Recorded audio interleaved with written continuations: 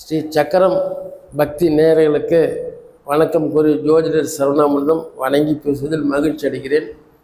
சனி செவ்வாய் பார்வை லக்னத்தில் இருந்தால் எப்படி இருக்கும் என்பதற்கு தெய்வமாக முருகனே தெய்வமாக வந்து பிறந்த ஒரு அருணகிரிநாதர் ஐயாவுடைய ஜாதகத்தை பார்த்தோம்.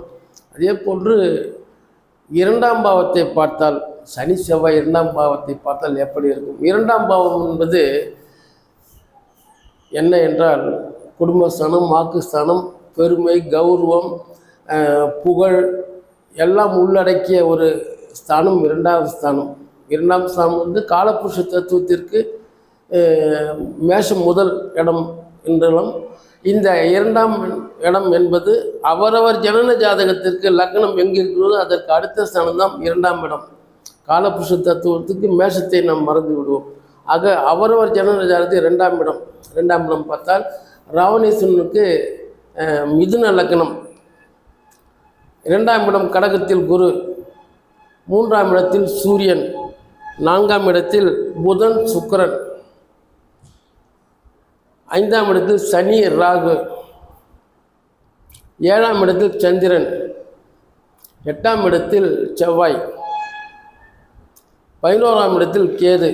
ஆக இலங்கேஸ்வரனுடைய ஜாதக நிலை இப்படி ஒரு ஆராய்ச்சி கட்டுரையிலிருந்து கண்டெடுத்து நான் ரசித்து பார்த்தது. ஆக இதில் சொல்லக்கூடிய விஷயம் என்னவென்றால் 7க்கும் 10க்கும் உண்டானவன் குரு பகவான் குடும்பஸ்தானத்திலே கடகத்தில் உச்சமாக இருக்கின்றார். அதே போன்று புதன் சுக்கிரன் பஞ்சமாக புருஷ யோக பிரகாரம் பத்திர யோகத்தில் இருக்கின்றார்கள்.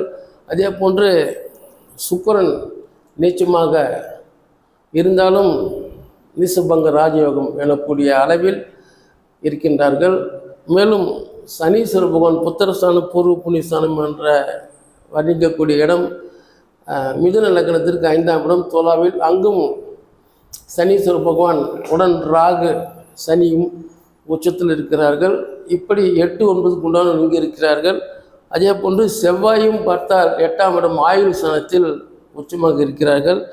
6க்கும் 11க்கும் உண்டான செவ்வாய் பகவான் அங்கு 8ஆம் இடத்தில் ஆயுள் ஸ்தானத்தில் மிக உச்சம். எல்லா கிரகமே உச்சமாக இருக்கிறது. இதில் ஒரு குறிப்பு சொல்ல வேண்டும் என்றால் இலங்கேஸ்வரன் எல்லா உலகங்களையும் வென்று இருக்கின்ற தருணத்தில் நவகிரக நாயகர்களை ஆட்டி படைத்தான். நவகிரகங்களே நீங்கள் எங்கிருந்தால் நான் சிறப்படைவேன் என்று கேட்க அவர்கள் இந்தந்த இடங்களுக்கு குறிப்பிட்டு கூறுகிறார்கள். நீங்கள் இப்படியேத்தான் இருக்க வேண்டும் என்று அவர் கூறுகிறார். ஆக இது புராண செய்தி. அப்படி இருக்கின்ற பொழுது அந்த செவ்வாய் பகவானுடைய 7வது பார்வையாக 2ஆம் இடத்தை குடும்பஸ்தானம், வாக்குஸ்தானம், தனஸ்தானம் என்று சொல்லக்கூடிய இடத்தில் அவர் பார்வை செய்கிறார். மிதுனத்திற்கு 2ஆம் இடம் கடகம் தானே. அங்கே 7க்கும் 10க்கும் உண்டான குரு பகவான் உச்சத்தில் இருக்கின்றார். எல்லா கிரகமும் நல்ல நிலையில் தானே இருக்கிறார்கள். ஆக அதே போன்று உத்தரஸ்தானம், பூர்வ புண்ணியஸ்தானம் என்று சொல்லக்கூடிய துலாவில் இருக்கின்ற சனீஸ்வர பகவான் தன்னுடைய 10வது பார்வையாக கடகத்தை பார்வை செய்கிறார்கள். ஆக 7வது பார்வையாகவும் கடகத்தை செவ்வாய் பார்க்கிறார். 10வது பார்வை துலாவிலிருந்தும் கடகத்தை பார்க்கிறார்கள்.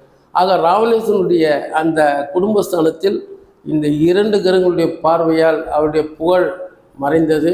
ஆரம்பத்தில் சிவபக்தனாகவும் சிறந்து விளங்கினாலும் கூட அந்த பெண்ணாசையால் உன் நாடு, நகரம், வீடு, சொற்றம், குற்றம் எல்லாவற்றையும் இழந்து புகழையும் இழந்து கடைசியில் அவன் இருக்கின்ற தருவாய்க்கு காரணம் சனி செவ்வாயுடைய பார்வை என்பதை ஸ்ரீ சக்கரம் பக்தி நேயர்களுக்கு தெரிவிப்பதில் மகிழ்ச்சி அடைகிறேன். இந்த ஆராய்ச்சி கட்டுரை பார்த்து படித்ததில் உங்களோடு பகிர்ந்து கொள்ள வேண்டும் என்ற பேராசையால் இதை உங்களுக்கு தகவலாக தெரிவிக்கிறேன். சனி செவ்வாயின் பார்வை அவ்வளவு தீட்சணியமானது.